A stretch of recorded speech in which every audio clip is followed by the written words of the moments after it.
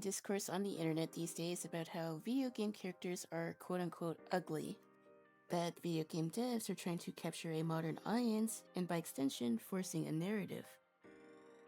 There's this weird sentiment that if a character isn't skinny as a twig or has big melons, or if they're a guy, then they don't have a 12-pack, then their purpose of a character should be discredited. That most players don't want to play a game with characters that they are not attracted to. And I get it, fan service really does sell for a lot of different games. I already made a video talking about this. I and most people can probably agree that video games are a form of escapism. But that doesn't necessarily mean that the games that we play don't say a lot about ourselves, at least subconsciously. A lot of these issues regarding attractiveness are also quite prevalent in real life, which I hate to say it, a lot of people still struggle trying to distinguish fiction from actual reality. And the whole AI crisis is making that a lot more difficult for some people. But that's a topic for another video. Basically, people have these idealized versions of people that may not be all that realistic. Sometimes character designs don't always have to be super attractive, and they may not necessarily appeal to you, but that doesn't necessarily mean that they're a bad character. I'm Ayasuna, and I make videos, more specifically art videos. And as someone who is in the process of making my own original webtoon series, unsurprisingly, something that I've been studying quite a lot is character design. While I'm not making my own game, at least not yet, character design, regardless of fictional medium, is a highly experimental process. And what I mean by that, the first design you likely make of your original character is going to be a lot different than your final draft. Obviously, for something like a video game or a webtoon series, visuals are obviously very important. And artists spend many hours working on getting the details just right. And that doesn't even include the writing portion of coming up with a character. Character design itself as a discipline of art is both complex and quite simple. And while not all character designs are created equally, they all do have some things in common. At its core, character design is just a combination of different shapes and colors in order to convey a message. And while I'm mainly talking about video game characters, this also applies to other forms of art and media. And while I was doing the research for my own original characters that I'm drawing here today, it's why I started to think about this topic and discourse a lot more critically. While I'm no expert when it comes to character design, I'm still rather new at it.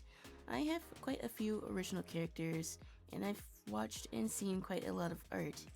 And I also know that as an Aro Ace person myself, I think about attractiveness a lot differently than most people. And even as an Aro Ace person, I definitely see no issues with fan service of adult characters. Anyone who knows me knows that 2B and Bayonetta are some of my most favorite characters in all of video games. I also am not a fan of purity culture seeping into fandom culture these days. I had already made a video about this topic as well. Fan service does sell, and there's nothing inherently wrong with it as long as it's used ethically. And by that I mean by adult characters. But on the flip side, I don't think it's fair to box all gamers into one box, saying that all gamers ever really care about is the attractiveness of characters. I don't really think it's a good thing to box all people in one or two categories because people are complex. And by extension, the creations that these people make in games are also going to be complex. There's nothing wrong with an artist or game dev wanting to tell a message in their work. And there's nothing wrong with wanting to advocate for communities that don't get enough recognition. And that's the type of space that I want for my channel and my upcoming series. My series, The Bookkeeper's Daughter, is set in a more historical fiction type setting. While not everything is going to be super realistic, I do want to make sure that I'm paying homage to the cultures that I feature in my story. And if you're into that, then don't hesitate to like this video as well as subscribe. This drawing in particular is one of many cover designs that I had in mind for my prologue for my series. One of the main characters, Lucy, the one on the left, is a girl who's living in Louisiana during the time of the Civil Rights Movement. And that's going to be a prevalent theme that's going to be shown a lot in my series, because art, especially in the narrative context, is usually political. And there's nothing inherently wrong with that either. I can't believe we're saying this in the big old 2025 that not every character that you see has to be attractive. And on the flip side, there's nothing wrong with people finding characters attractive.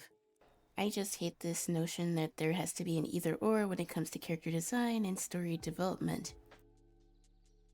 In reality, it's more of a spectrum because the human condition is a spectrum on its own.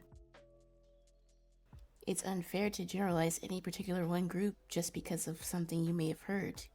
Just like you can't generalize all gamers in saying that they want characters that look like 2D Barbie dolls. In fact, this whole issue actually ties into something that I've been talking quite a lot about on my channel, and that is media literacy. People treat learning as if it's such a chore, especially in escapist hobbies like video games, like I mentioned. And I get it, you want to escape your boring 40 or 50 plus hour job, or other social obligations that you may have in your life. I also understand this quite well myself because I have almost 100 hours into Final Fantasy XIV at this point. But a lot of our games do come with messaging about certain things that are true regarding real life. It's easy to look at a character like 2B, for instance, and say she's just a goofable character with no other qualities, but that takes away a lot from the themes in Nier Automata. Nier Automata is one of my most favorite games. I've played it at least 4 times already. And I recently got my hands on a copy of Nier Replicant, which I definitely want to play on stream on twitch.tv/Iasuna19. And I'll also likely stream the game here on YouTube as well if you're interested. Shameless plug aside, a common theme in all of Nier games is its self-awareness when talking about the human condition. Which is ironic since in Nier Automata, most of the cast is either robots, droids, or some eldritch being. It isn't just that 2B is nice to look at, she also sort of represents humanity in some aspects of the story. The same could be said for 9S as well. Horizon Zero Dawn is yet another game that tackles these themes as well, but you would never hear it as much as some gamers complain about Aloy's character design. While I never played either of the Horizon Zero Dawn games, and I definitely want to do so on stream as well, she seems like a well-rounded character who's able to handle herself in many different situations. She wasn't given this power, she had to earn it, and she lives in a post-apocalyptic world. So she probably isn't going to the beauty salon.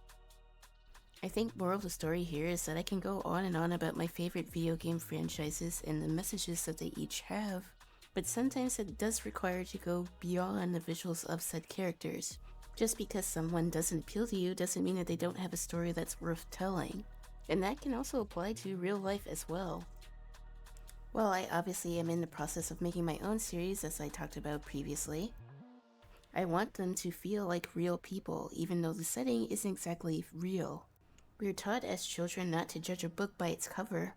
So when I see certain gamers talk about how certain characters are or aren't attractive, I can't help but side-eye at this comment, because I see it apply to real life as well. It's also another consequence of the rise of conservatism in general media. I notice a lot on TikTok, which I do spend quite a lot of time on, and I also do streams on there as well, is the whole notion of the septum ring theory, which I guess is this year's version of the whole blue-haired liberal thing. Which is basically just the notion that if a person has piercings or they dye their hair a certain color, their opinions just shouldn't matter, or not be considered in any sort of conversation. Which is not only limiting on the person who's saying that type of thing, but someone's worth shouldn't be based on how they choose to present themselves. It's easy to judge and make fun of someone without having to confront our own insecurities. And it's easy to stay in our echo chambers of things that we think we like, or at least what we're told to like, without having to challenge our own beliefs. Everybody wants a goth girlfriend without considering the whole movement behind gothic fashion. Likewise, it's easy to judge representation when you don't know what it's like to not really see yourself represented in media. I mean, hey, I'm an Aro Ace person and we get next to no representation. On the flip side, I also understand the hesitancy in letting these big corporations co-opt such social movements. They don't really care about activism or how it impacts people in said communities. They only just want to do it to make money. And gaming corporations are no different in that regard. These companies are more interested in the product instead of the whole process it takes to get there. And I sort of get that as well. Apart from a few releases this year, there aren't too many new titles that I'm even interested in playing. You can definitely tell when certain character designs don't feel all that inspired, or when games come out with an unfinished story. But that necessarily isn't a reflection on the cast or the people that worked on the game. This is likely because of publisher pressure. We know the video game industry and the media industry in general aren't exactly the most friendly when it comes to workers. And I think most people probably wouldn't feel as much passion to their projects if they had to spend 100 hours plus working on it in one go. Artists in the video game field are especially underpaid. I guess my whole issue when it comes to topics such as this is that if we're looking at such an escapist medium like video games with such a cynical view, it is a bit concerning for society at large. We shouldn't use escapism to avoid things that we might be uncomfortable with. Because let's face it, we're all gonna have to deal with situations and people that might be difficult. We as a species need to learn how to deal with being uncomfortable. And yes, that involves being exposed to ideas that we might not necessarily agree with. But that doesn't mean we have to accept bigotry or other forms of discrimination. We don't have to accept that just because a character is not conventionally attractive that they don't have something worth telling. Or that a game has a diverse cast doesn't mean that it's politically motivated. I remember people going ballistic over the new Naughty Dog trailer, and I get it, I didn't exactly like it that there are several brands in the said trailer. It felt like I was watching a commercial more than a game. But that's just the trend these days, to show a big fancy trailer without any actual gameplay. But more people were actually upset about the character design for the main character of that game. And people had such a huge nightmare over the fact that a woman shaved her head and has tattoos. The horror. We know next to nothing about this character, but all of a sudden people cast all sorts of judgment without even knowing the story of the game. And I know I'm pulling the woman card here, but if this character were a man, I definitely don't think there would be such a negative experience here. I think her character design looks fine. I know several people that look like her in real life. I even shaved my head several times, but it didn't make me less of a woman. But one thing I just don't get about this whole argument, and it's a question I want to pose to you guys down in the comment, if these games are truly a form of escapism, then why does it trigger so many people to see a woman with a short hair? If gaming is truly just fiction, then why does it matter if certain groups get representation? And why does that bother you so much as a gamer? When we talk about what groups should or shouldn't be represented in gaming, it comes to the point of where it almost feels like censorship. There's nothing wrong with expressing different cultures and different beliefs. In a field such as gaming, where the sky is the limit, why should we be limited to one particular group? And that's the beauty when it comes to character design in general, as well as art. I'm fearful of living in a world where people aren't curious or creative anymore.